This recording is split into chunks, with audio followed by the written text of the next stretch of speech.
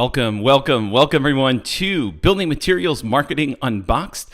My name is Will. I am your host, and you are watching and or listening to Season 2, Episode 11, and the title of today's show is How to Know What Kind of Change is Required in Building Material Offerings. And today we have Grant Farnsworth, president of the Farnsworth Group. So let's just get right to it, ladies and gentlemen. He can tell you all about the Farnsworth Group, but let's learn a little bit about Grant before we get started. So Grant plays the drums. And I love seeing these guys that are always involved in music. I think one of these days I'm going to take all the guests that we've had on Building Materials Marketing Unboxed, and we're just going to have a jam session, and we'll put it up live for you folks because, well, Grant plays the drums, so we got our rhythm section ready to go. His favorite food, and well, frankly, for me, I think this is a food group, but his favorite food is cereal. He's a fan of the 80s, as am I, because I grew up in the 80s, because it's just the greatest time, the greatest decade to be a part of. And I love seeing all the things that are coming back from the 80s. He enjoys the outdoors, which of course where he is right now.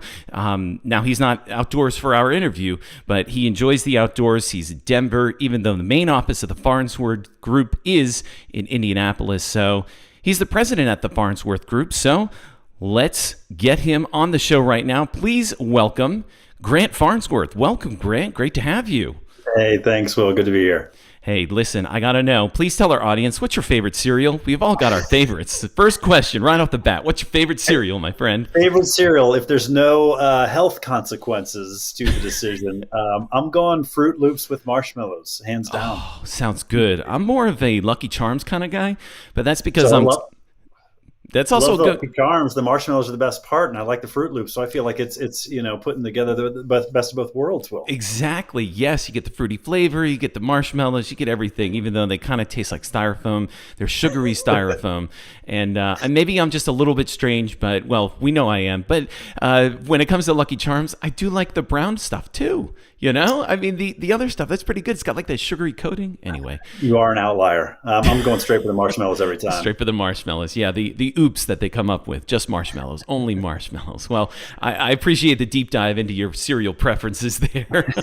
Tell us about the Farnsworth Group. Tell us what you guys do, Sure. how you got started, experience, all that good stuff. Go ahead, sir. Yeah, so the Farnsworth Group is a custom research firm that's focused exclusively in the building products, home improvement industry. We've been in business and studying this market now for over 30 years. Our founders were from industry associations that saw a need in the market to have a deeper understanding of the building products customer, both the DIY as well as the contractor. And so, we've spent decades really honing our craft and creating one-off research projects and research scope for our clients to get them a deeper understanding of their customer, their brand, their product, and the overall market. Information and insights that really drive their strategy and give them some data that's much more detailed than maybe some of the secondary or off-the-shelf reports that are available to the masses. Those are still important, but again, our job is really defining some research scope specific to a client's objectives and needs to drive their strategy. I wish we could broadcast that for all the building material manufacturers that are not watching right now. That is such a valuable piece that you guys bring to the table, the specificity. And while, like you said, those reports are important, you get into a lot of, it sounds to me like a lot of focused detail. Is that correct? Yeah, so we'll use qualitative, quantitative methodologies. We do a lot of brand health work. We do a lot of research around early stage gate product development, mid stage gate concept testing, and then even into pricing elasticity, feature evaluation. We do a lot of customer usage, attitude, behavior research, trying to understand that path to purchase. What does that journey look like? What are they thinking, feeling, doing at each stage of that process? What are those key drivers and attributes of a product decision that are critical to deliver, that are delighters, and what are those things that manufacturers maybe shouldn't even be worrying about until they're absolutely killing it on the top 5 or 6 things. And we also do a fair amount of market sizing for our clients. We don't have the world's best data sets on hand whenever we want in the building products industry. We've got a lot of high level stuff, right, Will? So, the power tool market is X, but I need to know what grinders are sold through Home Depot. That's where we can come in and again provide a different granularity to the market, to the customer, the brand, and product. Focus and granularity. That is, and you're one step ahead of me already, Grant. I was just going to ask you, can you give us an example? And the grinder example is terrific. Without revealing any sort of customer, I guess, details or anything like that, can you give us just one more example of maybe a recent project that you've completed or something that you've been able to help with through the Farnsworth Group? Yeah, sure. So we've recently had, a client that was developing a new product, had some concepts in mind. They needed to narrow it down and understand the price point with which they can play. So, through our research, we not only narrowed down concepts from 3 down to 1 to help understand what is going to be most received in the marketplace, but we were then able to tell them this feature set is going to be ideal within that concept. Here's some of the value propositions you want to think about communicating to the market when you go to market. And then here's the price point. The optimal price range is going to be X. So if you want to succeed and capture, this amount of share with a competitive set that looks, the way it does in the current marketplace, here's what you need to be doing. And it was all based on data from both DIYs and contractors, large data set. We're able to segment and say, well, how does that change if we think about, millennials? How does it change if we look at remodelers versus plumbers? So gave them a really, really good understanding, increase their success rate of go-to-market, not only with the product itself, but also with the price point and with some marketing strategies and sales strategies as it hits the shelf. Great example there. It ties right into the title of this episode, how to know what kind of change is required in building materials offerings. And it sounds like that's what you're able to provide. And well, to be perfectly honest, the data nerd in me is just like jumping for joy inside, of course. So that is great information, especially being able to segment and just take that large data set and break it down into not only deliverables, but also being able to actionable items. Is that true? And that's key, right? So look, we're great researchers. There's a lot of great researchers out there. So for us, the value really comes in the industry expertise side of things and being able to translate that data, not just within the data itself, but in the greater context of the industry. Well, we studied pretty much every single category in the building product space, home improvement space. So, we have internal benchmarks that we can use as a firm to help our clients understand, well, here's what that means in context of building materials. Here's, what other brands in this category are doing. Here's what other categories are doing. Here's, similar challenges we've seen around that. And here may be some reasons and dynamics happening in the market to help us understand these behaviors, these choices, et cetera. So that way, at the end of the day, we're not just leaving our clients with a stack of data, but it's actual insights and some recommendations so they can go forward with some sort of strategic decision that is going to be based on facts and data and solid recommendations as opposed to based on gut, which historically our industry has been really, really good at doing.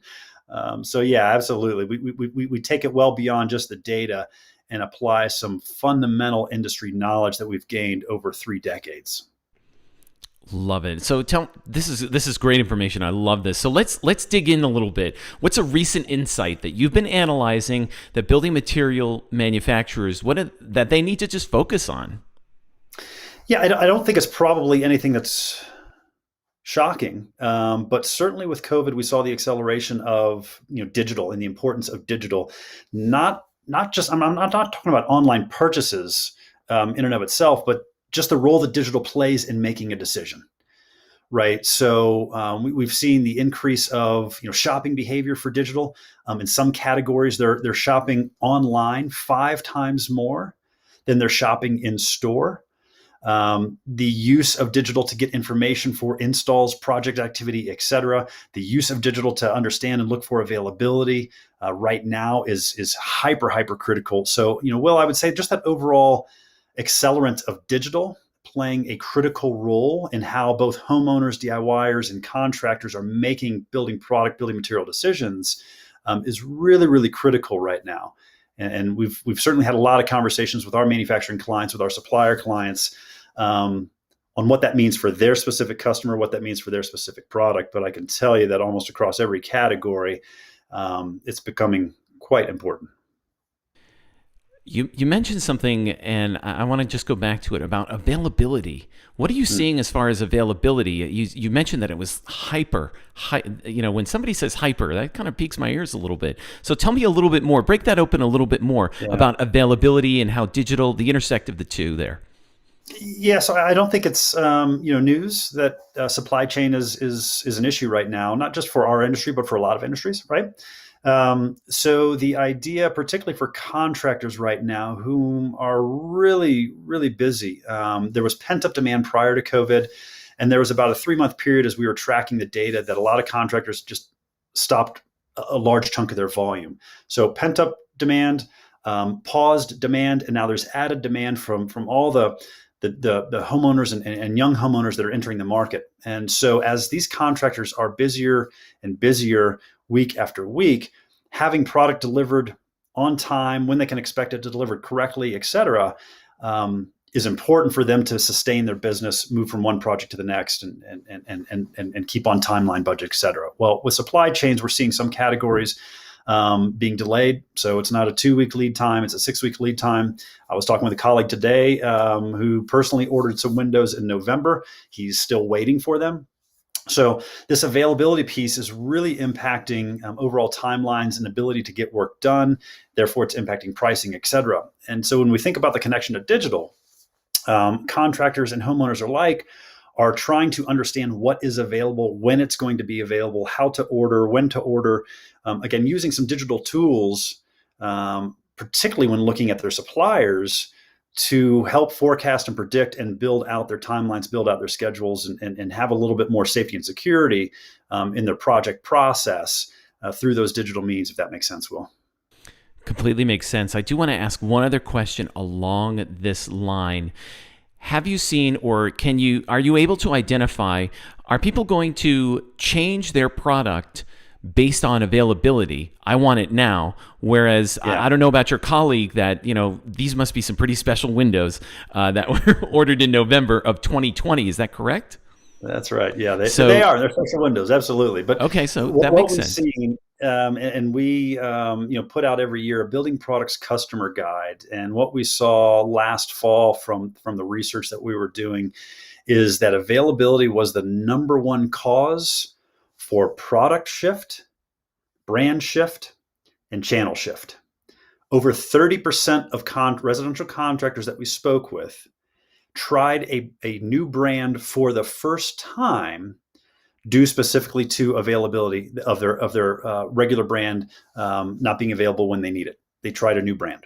So it is having dramatic implications, certainly on those that are share leaders, as well as those that are challenger brands.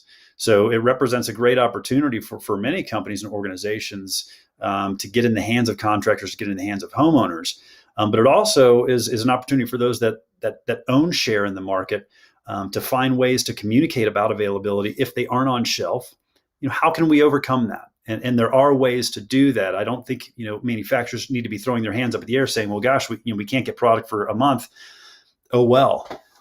There's a level of communication now that customers expect that we can deliver through digital means that I think is really, really important for manufacturers to be tuning into. That is fantastic. That's exactly the information I was looking for. That report that you mentioned at the beginning of your answer, is that publicly available? Is this exclusive to your clients? Where can we get that? It is. Yeah. If you just go to our website, thefarnsworthgroup.com, you can find some information on the building products customer guide through our website. We've got an event coming up in October. That's going to be the release of this year's guide. And it looks at residential, commercial, looks at DIY activity, residential contractor activity, and then some of the commercial contractor activity, particularly architects and designers. So look at a variety of audiences across, product activity, brand activity, and some channel activity, just to give us, again, high level understanding of what are some of the changes that are happening in the market today and what might we need to be thinking about tomorrow when we think about DIY, residential contractors, and some of the commercial spaces. That sounds like an extremely valuable report. Should we get what you found from this past year, or just wait till October? Both. I mean, if I'm you, I'm looking at what has happened, so that when October comes, I can see what's changed, right? So I think it's important to always be looking at certain data points, certain metrics, certain fundamentals longitudinally, so that we can understand where things might be headed and what's causing the change. I had a feeling you would answer that, so in that way, but I had to ask the question. So, Yeah, no, fair. okay, two reports. Yeah, see what's happened and see where we're going. So, of course, valuable information there. Of course, you can get it, those of you that are listening, you can get it at their website, www.thefarnsworthgroup.com. Is that correct, Grant?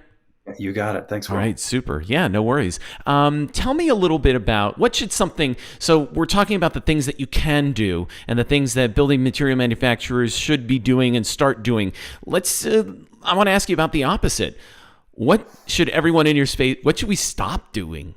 Which we stop doing. Stop operating off of the gut. So I mentioned that earlier. I think historically, the building products industry.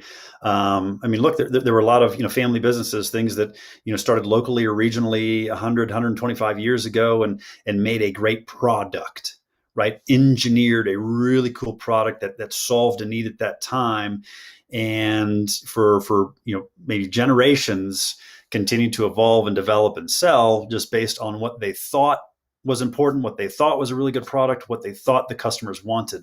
What we're starting to see is that model's maybe not so great, as the customer demands and the customer expectations have evolved and are continuing to evolve pretty quickly.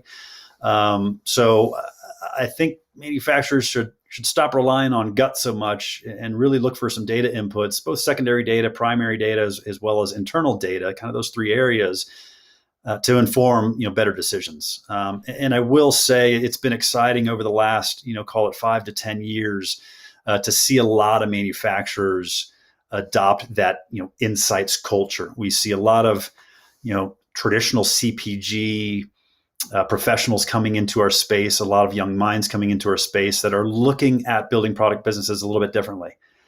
Challenging people, how are you making decisions? Where's the information that supports that this is the right concept to go with? Where's the information that supports that this is the right pricing strategy? So I think getting away from, operating on gut and operating in isolate is probably a good thing. So that's what they should stop be doing. Would you say that most people are doing that because they're going with their gut? Well, I was successful with my gut once before, Right. so I'm going to continue that success. I think that's a big part of it. And I think some of it is the distribution relationships that have been in the industry for a long time that are maybe changing as well. So, if I serve electricians and I'm in this specialty supplier channel with, these three large distributors, I'm good, right? I'm in with the distributor, so therefore the electricians are going to be buying me. They love me, et cetera. The distributor relationship has changed. The ways that people get product has changed. The options that customers have has changed. So I think that's part of what's driving it. And then, yeah, Will, you're right. 100 years ago, it was the only tool that did what it did. Today, there's 15 others that do the same thing. So you've got to get a little bit more sophisticated. How do you create differentiation? How do you tell your brand story? What is your distribution strategy? Do you need to be everywhere? Do you need to be three places? So there's just so many more complexities today in our industry that weren't there, 25, 50 years ago with building products.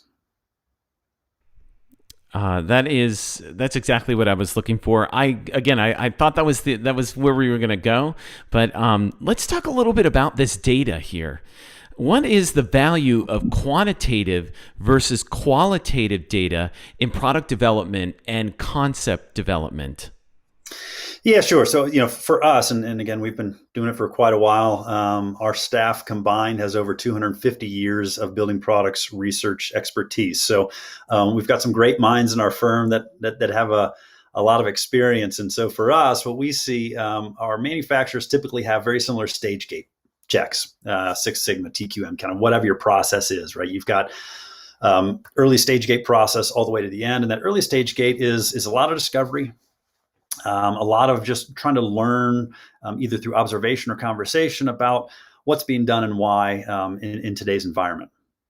And so with early stage gate product development and discovery, that's oftentimes more qualitative, kind of that touchy feely, a deep conversation of what are you doing? Why are you doing that? You kind of act like that 7-year-old child and just, well, why? and really just kind of probe that way, right? Whereas we get further towards the latter stage gates and doing some, pricing elasticity or feature valuation, feature hierarchy, certainly more quantitative in nature. We want to validate maybe some of the things that we've learned along the way. Is this feature really top priority for 80% of the market or not? That type of work. I would say the two in tandem is something that is best. Using the qualitative a lot of times for color, and then again the quantitative a lot of times for validation or kind of sizing the market and defining the opportunity. We oftentimes use an analogy when talking about the role and the relationship of qualitative and quantitative when we think about a sporting event that we might be watching on TV.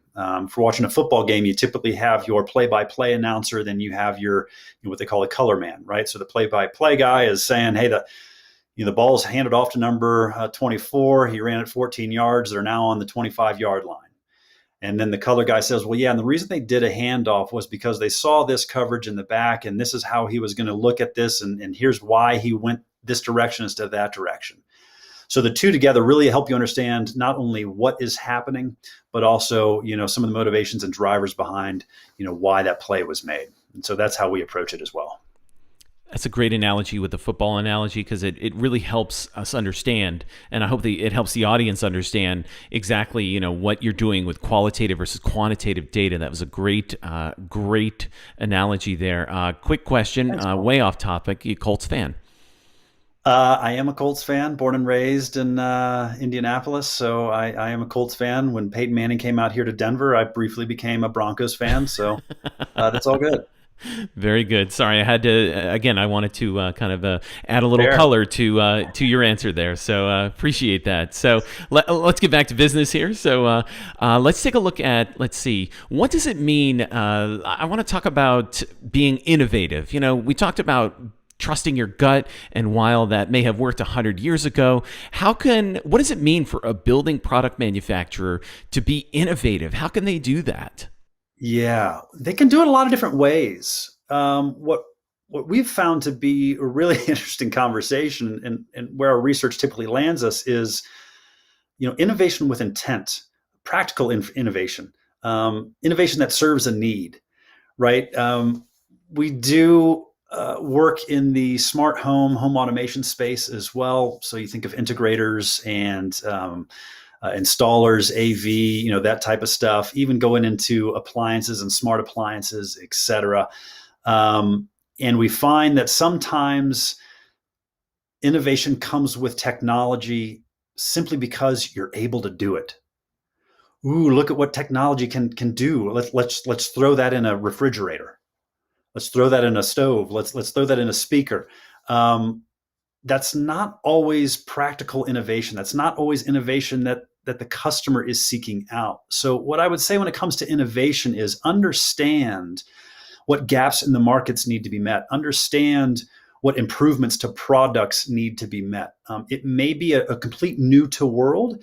It may be a feature enhancement. We don't have to do innovation for innovation's sake. What we want is innovation that serves our customer and delivers a better product, a better experience, a better installation. Right. So there are ways to do that with technology. There are ways to do that, like I said, with just feature enhancements. There's ways to do that with new materials. A lot of the innovation that we see in our industry that is truly serving a need is connected to installation. So how can I have quicker installation, more reliable installation, easier installation, cheaper installation? How can I install roof underlayments using one contractor instead of three because there's a labor shortage? So for our industry, certainly right now and for the last few years, innovation is a lot around installation processes. But that doesn't mean we can't involve technology and other things, again, so long as it's meeting some customer needs and expectations, not just innovation for innovation's sake. I can't agree with you more, because that just great example. I'm not going to mention what brand I have, but I have one of those smart speakers. And as much as I like putting things on a list and everything, it's a heck of a lot easier for me to just pick up a pen and just write it on the refrigerator, or have my kids do that, rather than trusting in the voice. While that's cool, it's neat, I think it's fantastic that it can be done, but It's just easier for me to just pick up the pen that's right there next to the refrigerator. And I think that's what you're getting at. Yeah, and we've seen that particularly on the technology side of our clients. There's always going to be early adopters who say, hey, technology's cool. Let me see what it can do. But the bulk of adopters are going to come once that technology has been improved and applied in a way that makes it easier for me and improves my life one way or another. Otherwise, the bulk of the market's not going to adopt a product simply because it has a newfangled technology, because chances are it's still going to be a little bit cumbersome and laggy when I try to use it in my day-to-day life. So, Will, to that example, I mean, I think that's everyone, well, a lot of us are probably familiar with Siri when Siri first came out. Oh, how cool is this? I can talk to my phone and she'll answer anything that I ask. And we found out within a week, she's not listening. She doesn't understand what is happening. So, I mean, it's several iterations down the road. And I think a lot of us are still getting pretty frustrated with Siri. So again, if it's not making my life easier, if it's not easy to use, install, understand, we oftentimes see a lot of the market avoid adoption until it gets to that point. You're just hitting all the right buttons here. You love cereal, you play the drums, and you also know when to call out Apple when it's appropriate. I mean, you're just definitely, you and I are going to get together next time I'm in Denver for sure. So let's talk a little bit about some of those tech companies that seem to be disrupting things, whether it's a solar roof, whether it's a thermostat. Do you think that building products industry can change quickly enough to prevent this kind of severe market disruption from new market entrants that are coming from these tech companies that aren't traditionally part of the building materials world? It's a great question, Will.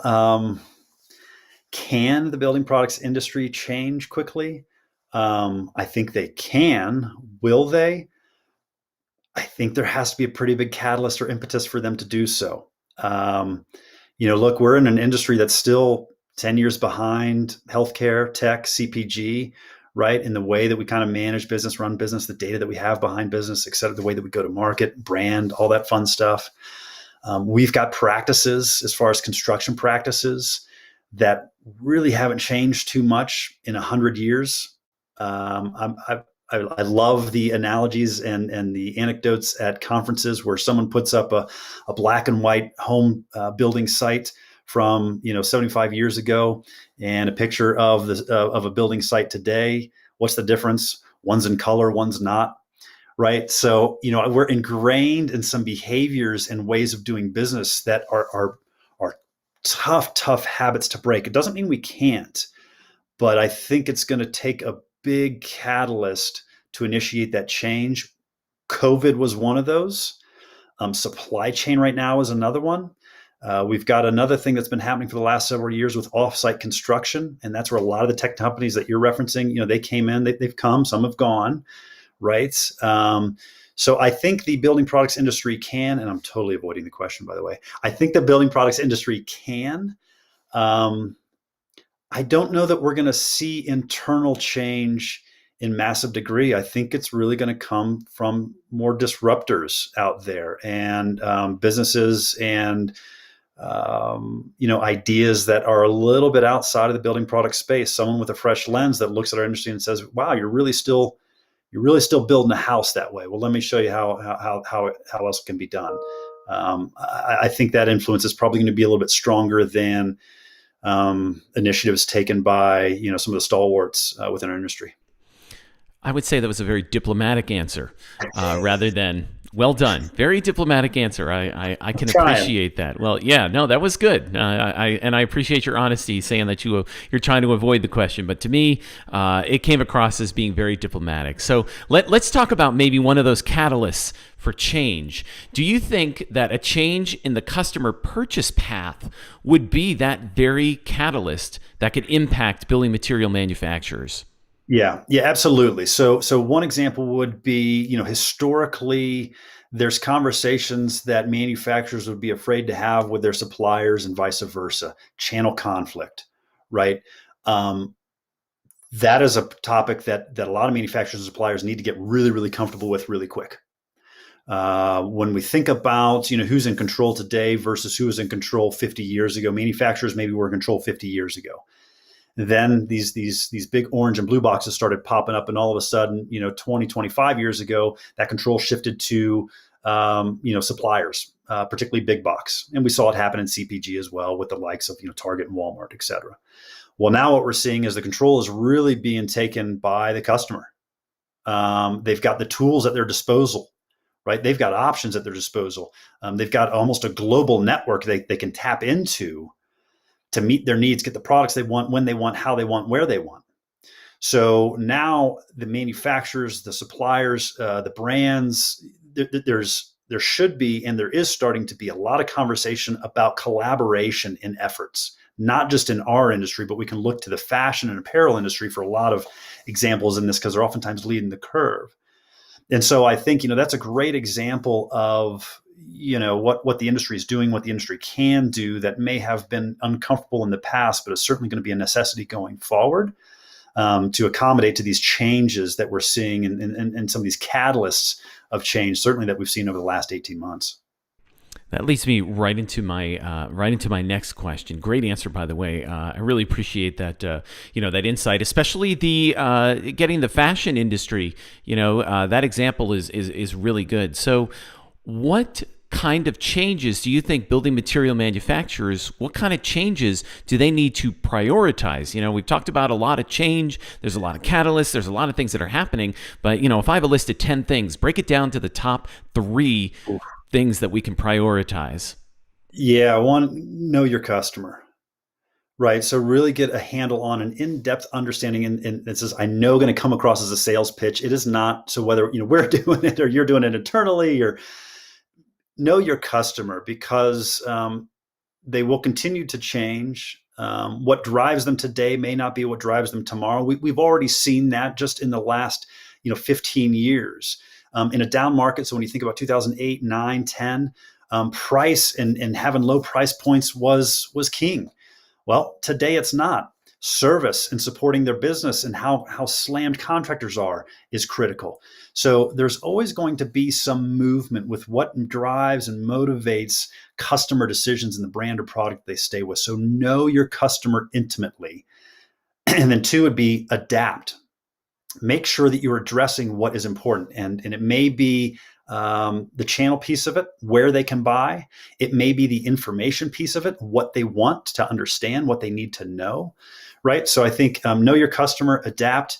And then I'd say, collaborate. I think right now the opportunity to collaborate across a number of fronts, whether it's suppliers or, large contracting firms, media outlets. We've seen a collaboration with Dunkin' Donuts and a paint manufacturer. Whoever thought that would happen, right? So how can we differentiate our brand? Is collaboration a way to do that? And so that maybe is the 4th is what is our brand story? Our industry is finally, I think, kind of broad stroke, really starting to adopt the importance of branding. For their company, for their products, and creating some differentiation. So there may be 4 things, Will, if I'm tracking correctly. 4 things. I asked for 3 bonus points. Appreciate it, Grant. I knew this was going to be great. And especially that example of paint manufacturers and Dunkin' Donuts. I mean, everybody says that America runs on Dunkin', and I'm one of those people. So I may have to check that out. That's a great example right there. Pink walls and brown walls and match your cup perfectly, Will. So you'll be set. I'm more of a Manobite, extreme. I got the gray and orange. So that's, I'm a company man, and I love the team that I work with at Manobite. So that's important. So good for you. That's a great example. I was going to ask you for an example, and you brought it. You brought it. So, a lot of these answers, Grant, I got to tell you, are what I like to call these great moments, nuggets of golden wisdom, golden nuggets of wisdom, whatever you want to call it. So, those of you that are watching it live, obviously you can get back to this on YouTube, and you can watch it over again. But in about a week, we're also going to be able to provide the podcast for you. So, if you want to share it with anyone there, check us out wherever you enjoy listening to podcasts. So that was my plug there. But Grant, I want to get back to you. How do you feel about now? Here's that feel. Go with your gut here, maybe a little bit. How do you feel about most building materials manufacturers' websites? And I will speak to kind of my personal observations and Now experiences. you can be honest and diplomatic, I think. So Yes. lay it on us. Well, and keep in mind, we are not an agency. We are not marketers the way that Manobite might be with some website design and digital traffic management. But what I can share is, I think there's some manufacturers that are starting to do it pretty well. I think there are some that are still kind of ingrained in a lot of information, packed into as many places as they can. Without understanding, what's most important to highlight for the end user. And again, this goes back to kind of that number one thing on the list of, understanding that customer, making sure that we're designing our site and materials around the customer's needs. Do we even know who our customer is? Have we even defined that customer? If we're in the contractor space, what type of contractor? Are we treating the remodeler the same as the builder, the same as the plumber, same as the GC? Are we treating residential the same as we are commercial? So we're starting to see some manufacturer websites really break down their content in a simplified manner to help folks navigate right off the bat, getting them to a spot, microsites, whatever the case may be, that's specific to them, that makes them feel that this is built for me. We work with some manufacturers that have well over 1,000 SKUs. You can't put all those on your homepage.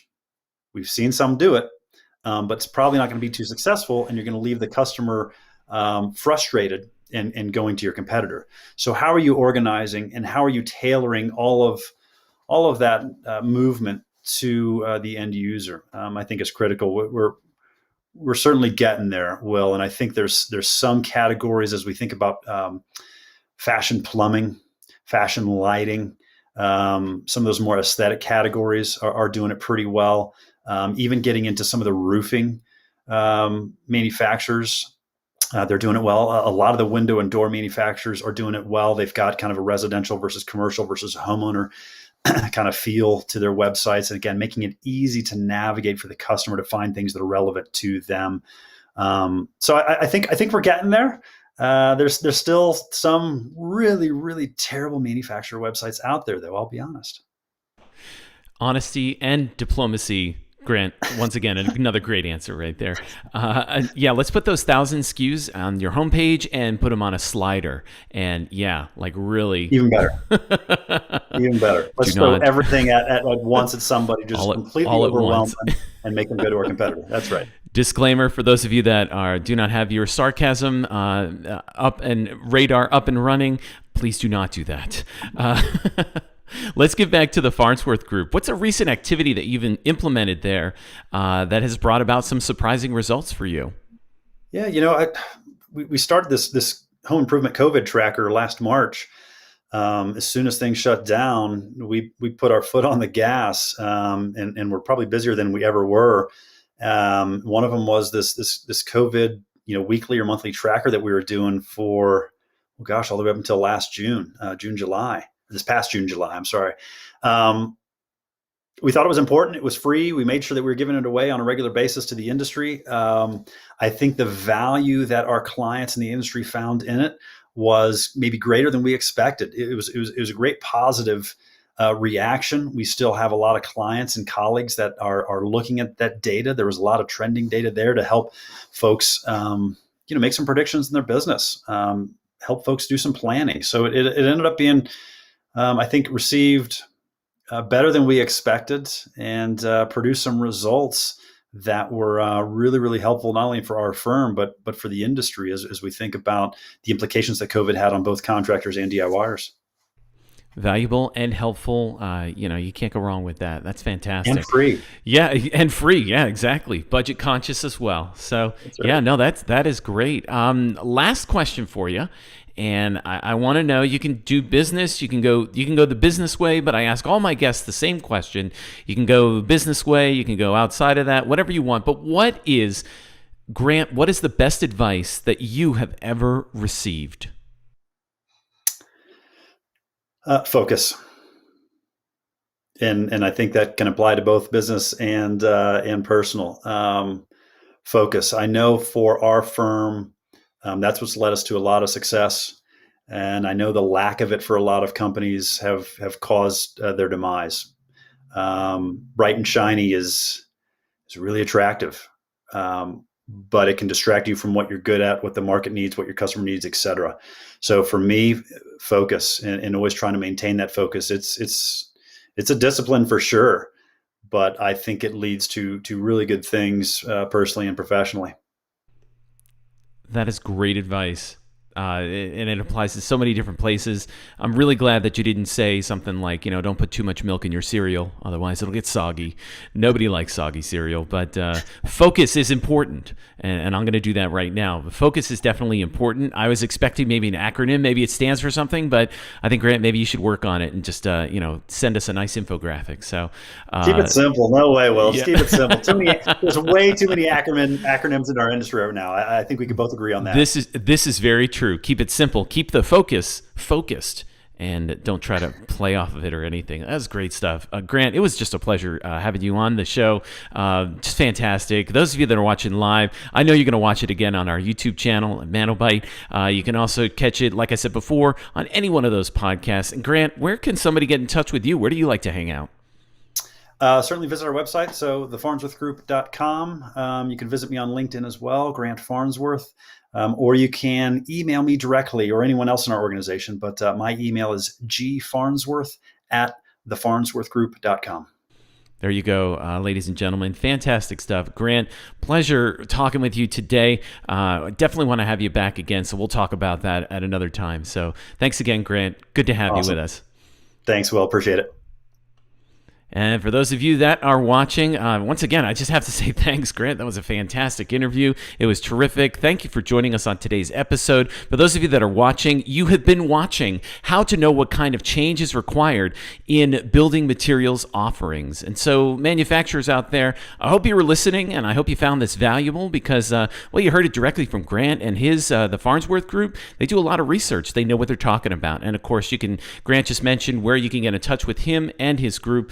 Just a great group of individuals there, and have the research that you need. So if you like what you've heard, please give us a like, a subscribe. Manobite likes to hang out on LinkedIn. So if you follow us there, you'll get the most updated information, and also you'll get the information that you need so that you can know exactly when we're going to be live again. And speaking of which, I do have to let you know our next programming. Normally, we're every second and fourth Tuesday of the month, but I will tell you, this month, we have a special third episode on the very last day. This is Amy Post. Amy's going to be joining us for the second time. She's in that rare club of people that have joined us twice now. So she's recently been promoted. She's doing excellent work. And so for those of you that are interested, yes, that's right. This is a little bit of a teaser. Join us on August 31st. That's our next live episode. And if you don't want to write it on your calendar, just follow us on LinkedIn. And of course, you'll be notified when we go live next. And for those of you that joined us today, thank you so much for watching. Thank you for those of you that may be listening to us on the podcast sometime in the future. Thank you for watching. Thank you for listening. And until next time, whatever life unboxes for you, may it be great.